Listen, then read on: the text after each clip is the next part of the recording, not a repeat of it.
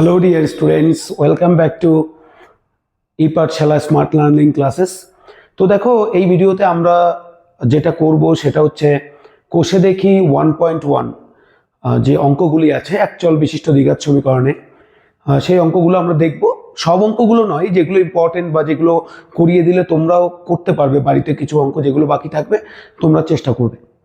ঠিক আছে, তো আমরা একচল বিশিষ্ট দ্বিঘাত সমীকরণের আমাদের যে ইন্ট্রোডাকশনের ভিডিও বা একচল বিশিষ্ট দ্বিঘাত সমীকরণ কি বা এই চ্যাপ্টারে কি কি আছে সেগুলো আমরা করে ফেলেছি। 3টে পার্টে ভিডিওটা এসছে। যারা যারা তোমরা এখনো এই ভিডিওটা দেখোনি, মানে এই একচল বিশিষ্ট দ্বিঘাত সমীকরণের এই 3টে পার্টের ভিডিও দেখোনি, তাদেরকে বলবো প্রথম তোমরা একচল বিশিষ্ট দ্বিঘাত সমীকরণের ওই 3টে ভিডিও দেখো, তারপর দেখে এই অঙ্কগুলো করতে বসো, তাহলে তোমাদের সুবিধা হবে। আর যারা এমনিতেই তোমাদের যাদের মধ্যে কনসেপ্ট আগে থেকে আছে যে একচল বিশিষ্ট দ্বিঘাত সমীকরণ কি ব্যাপার এবং তারা অনুশীলনের অঙ্কে কিছু অসুবিধা হচ্ছে, তারাও কিন্তু এই ভিডিওটা দেখতে পারো। ঠিক আছে, তো চলো আমাদের প্রথম কোষে দেখি 1.1-এ যে অঙ্কগুলো আছে এক দাগের, এখানে আমি কিছু অঙ্ক রেখেছি। সেটা হচ্ছে যে এই যে বহুপদী সংখ্যামালা আছে, আমরা অবশ্যই আগে আলোচনা করেছি বহুপদী সংখ্যামালা, যেখানে একের বেশি পদ আছে বা পলিনোমিয়ালস গুলো কি কি, এবং এই যে বহুপদী সংখ্যামালাগুলো এগুলো কিন্তু দ্বিঘাত সমীকরণ নয়। সমীকরণ আমরা বলবো না, কেননা সমীকরণ থাকলে দুটো পাশ থাকে, বোঝা গেল, ডান পাশ বা পাশ, মানে সমান সমান মাঝে থাকবে। এখানে কোনো সমান সমান নেই, এগুলো হচ্ছে বহুপদী সংখ্যামালা এবং একচল বিশিষ্ট বহুপদী সংখ্যামালা। এই একচল বিশিষ্ট বহুপদী সংখ্যামালাগুলো দ্বিঘাত বহুপদী সংখ্যামালা কিনা সেটা আমাদের দেখতে হবে। তো দেখো, দ্বিঘাত বহুপদী সংখ্যামালা হতে যেটা মেন ক্রাইটেরিয়া সেটা কি, সেটা আমরা অবশ্যই সবাই জানি, এখনো অবগত। সেটা হচ্ছে এক্সের, যেহেতু চল এখানে এক্স আছে, তাহলে এক্সের সর্বোচ্চ ঘাত, এক্সের সর্বোচ্চ ঘাত কত হতে হবে? এক্সের সর্বোচ্চ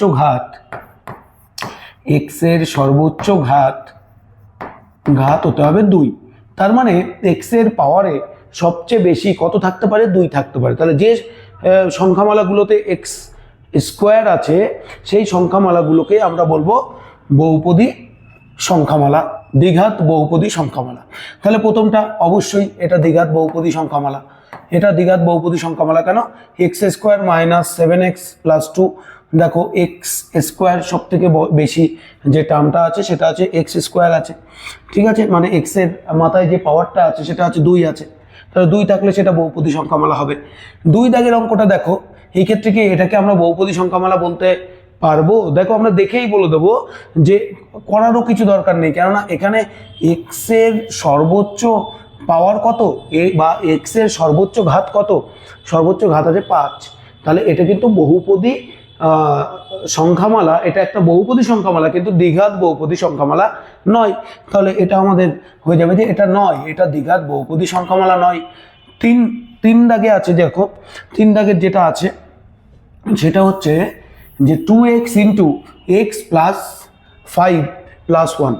যদি এটাকে আমরা একবার একটা অপারেশন করি, একটা সিম্পল একটা অপারেশন করি, তাহলে আমরা কি পেয়ে যাব? দেখো, 2x square plus 10x plus 1।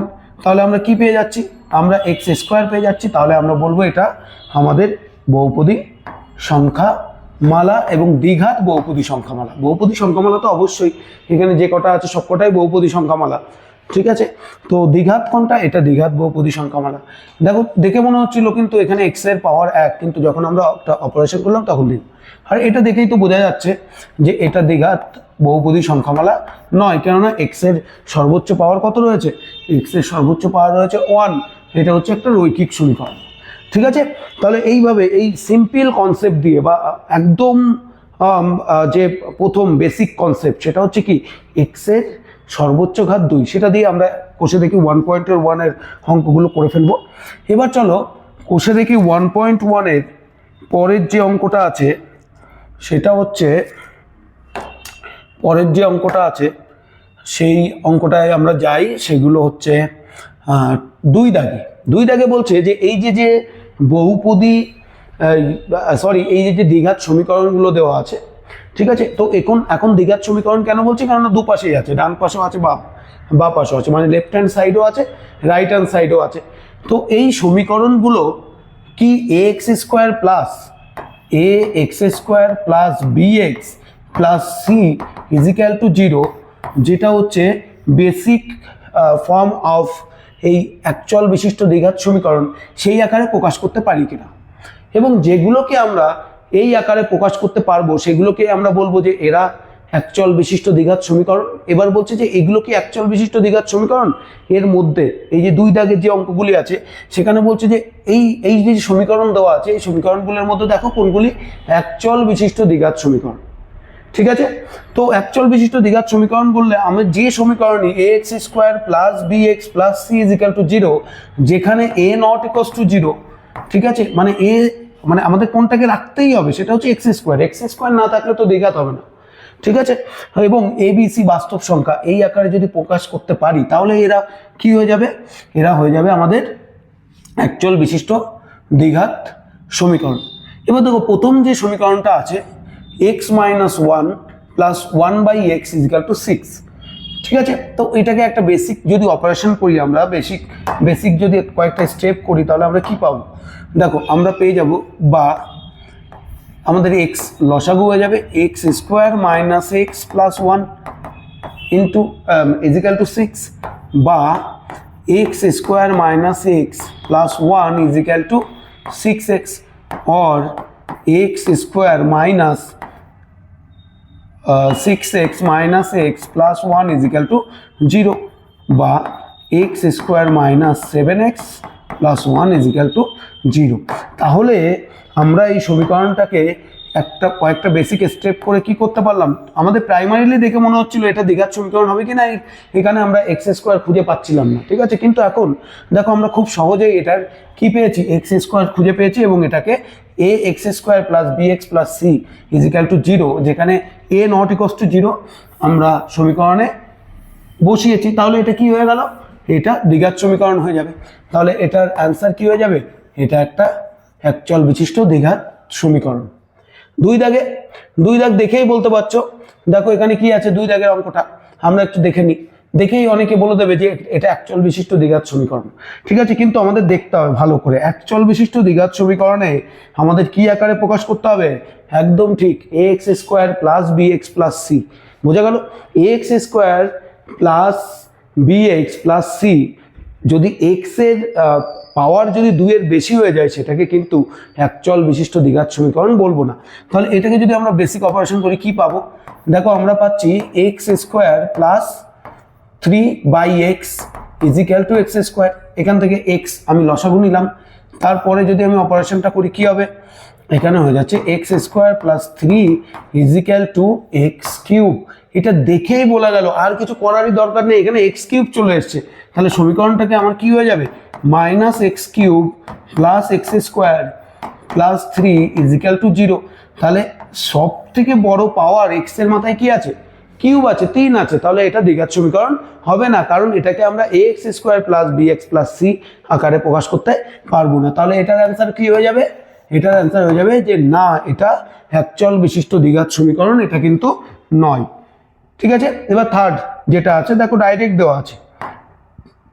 এখানে ব্যাপারটা কি আছে, এখানে তো এক্স এর মাথায় পাওয়ারটা আছে কত? এক্স স্কোয়ার, কিন্তু এক্স স্কোয়ারের পর যেটা এক্স আছে বা এক্স টার্ম যেটা থাকার কথা সেখানে আছে কি 6√x। 6√x মানে কি, আমরা এটাকে কি বলতে পারি? এক্স স্কোয়ার মাইনাস 6x⁴1/2, কত? x⁴1/2 plus 2 is equal to 0। তাহলে কোশ্চেন হচ্ছে এটাকে কি আমরা অ্যাকচুয়াল বিশিষ্ট দ্বিঘাত সমীকরণ বলবো? কেন? এখানে তো এক্স স্কোয়ার আছে, কিন্তু কোন টার্মটা নেই? এক্স এর টার্মটা নেই। তাহলে এটাকে কি আমরা আসলেই a x square plus b x plus c is equal to 0 এই আকারে প্রকাশ করতে পারি? এই আকারে কি প্রকাশ করতে পারি? তোমরা যারা বলছো, যারা পারবে তারা অ্যান্সারটা লিখবে, আমি অ্যান্সার বলবো না। তোমরা অনেকেই জানো যে করতে পারি কি না। দেখো এখানে কিন্তু এক্স স্কোয়ার আছে, কিন্তু এখানে x⁴1/2 আসছে। তাহলে কি এটাকে আমরা অ্যাকচুয়াল বিশিষ্ট দ্বিঘাত সমীকরণ বলতে পারি? যারা যারা পারবে তারা কমেন্টে লিখবে কেন হবে বা কেন হবে না। ঠিক আছে, তারপর দেখো নেক্সট যেটা আছে আমাদের, নেক্সট যে কোষে দেখিতে যেটা আছে 2 দাগের অঙ্কগুলো হলো আমাদের আছে এবার 3 দাগে কি বলেছে, 3 দাগে বলেছে যে x to the power 6 minus x cube minus 2 is equal to 0 এই সমীকরণ, এই যে চল আছে, চল কে আছে, এক্স আছে চল, এই চলের কোন ঘাতের সঙ্গে দ্বিঘাত সমীকরণ। বোঝা গেল এটা তো দ্বিঘাত সমীকরণ নয়, দেখেই বোঝা যাচ্ছে, কেননা এক্স এর পাওয়ার কত আছে, এক্স এর পাওয়ার আছে 6। কিন্তু কোশ্চেনটা এখানে সেটা বলেনি যে এটা দ্বিঘাত সমীকরণ কি না। কোশ্চেনটা কি বলেছে, এখানে কোশ্চেনটা বলেছে এটাকে দ্বিঘাত সমীকরণে কি প্রকাশ করা যাবে, যদি প্রকাশ করা যায় তাহলে সে এই চলের বা এক্স এর কোন পাওয়ারের সঙ্গে এটা দ্বিঘাত সমীকরণ হবে। তাহলে দেখো আমাদের সমীকরণ আছে কি, x to the power 6 minus x cube minus 2 is equal to 0। তাহলে এটাকে কি আমরা এইভাবে লিখতে পারি, দেখো এক্স কিউব তার square minus x cube minus 2 is equal to 0। তাহলে আমরা এখানে অ্যান্সার বলতে পারি যে এক্স এর ত্রিঘাতের সঙ্গে বা 3 ঘাতের সঙ্গে, ত্রিঘাতের সঙ্গে এটা কিন্তু, বা এক্স কিউবের কিউবের চলের এক্স কিউবের আকারে যদি প্রকাশ করি তাহলে কিন্তু এটা কি হয়ে যাবে, একটা দ্বিঘাত সমীকরণ হয়ে যাবে। তাহলে সমীকরণ চলের কোন ঘাতের সাপেক্ষে দ্বিঘাত সমীকরণ, আমাদের অ্যান্সার হয়ে যাবে ত্রিঘাতের সঙ্গে। কোন ঘাতের সঙ্গে, ত্রিঘাতের সঙ্গে, চলের ত্রিঘাতের সঙ্গে, যেহেতু এক্স কিউব তার স্কোয়ার আছে, ঠিক আছে। তাহলে এক্স কিউব কি, এক্স কিউব হচ্ছে এক্স এর ত্রিঘাত, এক্স এর 3 ঘাত, মানে x to the power x to the power 3। আমরা এটাকে কি বলতে পারি, এক্স টু দা পাওয়ার 3। ওকে, তাহলে এক্স টু দি পাওয়ার 3 এর সঙ্গে এটা দ্বিঘাত সমীকরণ। এটাকে দেখো x square plus b x plus c সমান সমান 0 এই সমীকরণের সঙ্গে তুলনা করতে পারি। আমার এখানে এক্স কি, এক্স মানেই হচ্ছে এখানে এক্স কিউব, এই যে এক্স কিউব এবং 2, ঠিক আছে। তাহলে আমরা x square plus b x plus c এই সমীকরণটাকে প্রকাশ করতে পারি এক্স কিউব এর সাপেক্ষে, এক্স কিউবের সাপেক্ষে বা এক্স এর ত্রিঘাতের সাপেক্ষে। এরপরে দেখো নেক্সট যে অঙ্কটা আছে, নেক্সট যে দাগটা আছে, দাগ নম্বর যেটা আছে সেটা হচ্ছে 4 দাগ। 4 দাগের যে অঙ্কটা আমি বোঝাতে এই অঙ্কটা করিয়েছিলাম, ভেরি ইম্পর্টেন্ট অঙ্ক একটা। সেটা হচ্ছে a minus 2 x square plus 3x plus 5 is equal to 0 এই যে সমীকরণটি আছে এর কোন মানের জন্য দ্বিঘাত সমীকরণ হবে না তা নির্ণয় করো, ঠিক আছে। তো এটা তোমরা সবাই পারবে, অনেকেই পারবে, ঠিক আছে। তাহলে আমরা কি বলেছিলাম, যে কোনো দ্বিঘাত সমীকরণ, যদি কোনো সমীকরণ হয় দ্বিঘাত সমীকরণ x square plus b x plus c is equal to 0, এই সমীকরণ দ্বিঘাত সমীকরণ হবে না কখন, যখন a ইজ ইকাল টু 0 হবে, কি হবে, এর মান 0 হবে। আর কখন এটা দ্বিঘাত সমীকরণ থাকবে, যখন a নট ইকুয়ালস টু 0। বোঝা গেল, যখন a নট ইকুয়ালস টু 0 তখন এই দ্বিঘাত সমীকরণ থাকবে। যদি a ইজ ইকাল টু 0 হয়ে যায় তখন দ্বিঘাত সমীকরণ হবে না, কারণ এক্স স্কোয়ারের যে টার্মটা সেটাই চলে যাবে, এক্স স্কোয়ারের টার্মটাই কিন্তু চলে যাবে। বোঝা গেছে। তাহলে আমার এখানে কি আছে দেখো, এই সমীকরণটা যদি আমরা লিখি তাহলে কি আছে, a minus 2 into x square plus 3x plus 5 is equal to 0। তাহলে আমরা কি লিখতে পারি, যে উপরিক্ত সমীকরণ বা উপরের সমীকরণটি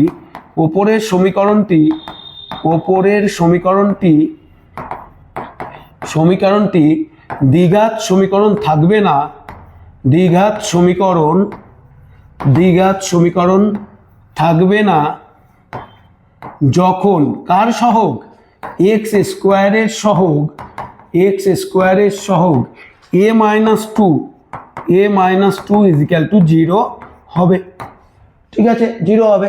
সুতরাং a minus 2 is equal to 0 এটা আমরা যদি করি তাহলে এর মান কত বেরোচ্ছে, বা a ইজ ইকাল টু 2।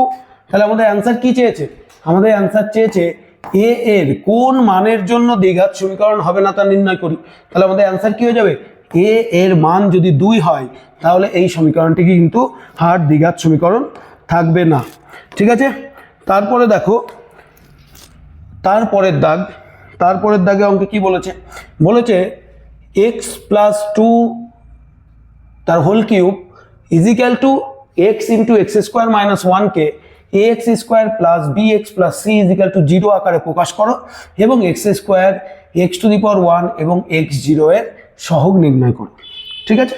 তাহলে আমরা কি করে করব, এইসব টাইপের অঙ্ক থাকলে এটা হচ্ছে a x square plus bx plus c আকারে প্রকাশ করতে বলেছে।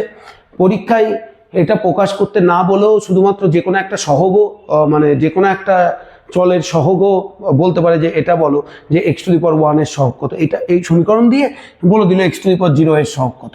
তাহলে দেখো এই অঙ্কগুলি আমরা কি করে করব, x + 2 whole cube is equal to x into x² - 1, বা এখানে আমরা a + b তার হোল কিউবের সূত্র খাটাবো। তাহলে a + b তার হোল কিউবের কি সূত্র আছে, a³ + 3a² b + 3ab² + b³ এটা হচ্ছে a + b তার হোল কিউবের সূত্র। তাহলে x³ + 3x² × 2 + 3x × 2a² + 2³ is equal two x³ - x, এখানে আমি গুণ করে দিলাম। তো এখানে কি হলো, a³ + 3a² b + 3ab² + b³। এখানে দেখো x³ কেটে যাচ্ছে, x³ কেটে যাচ্ছে, ঠিক আছে, 2³ কাটবে না, x³ কেটে যাবে। তাহলে এখানে কত হচ্ছে 6x² প্লাস এখানে কত দেখো 3, 2 × 4, 3 × 4 = 12x, এখানে কত 2³ এর 8, এখানে কি আছে plus x is equal two 0, এপাশে নিয়ে আসলাম। তাহলে আমাদের ফাইনাল সমীকরণটা কি হয়ে যাচ্ছে, 6x² plus 13x plus 8 is equal two 0।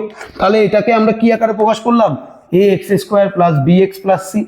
এবার দেখো বলেছে x² এর সহগ, তাহলে x² এর সহগ কত হবে, x² এর সহগ 6, x⁴ এর সহগ কত, x⁴ এর সহগ কত হবে, কত আছে 13, এবং x⁴ এর সহগ কত, এর সহগ কত, যেটা কনস্ট্যান্ট থাকে সেটাই হয়, c যে মানটা আছে সেটাই হবে, তাহলে সেটা হচ্ছে 8, ঠিক আছে।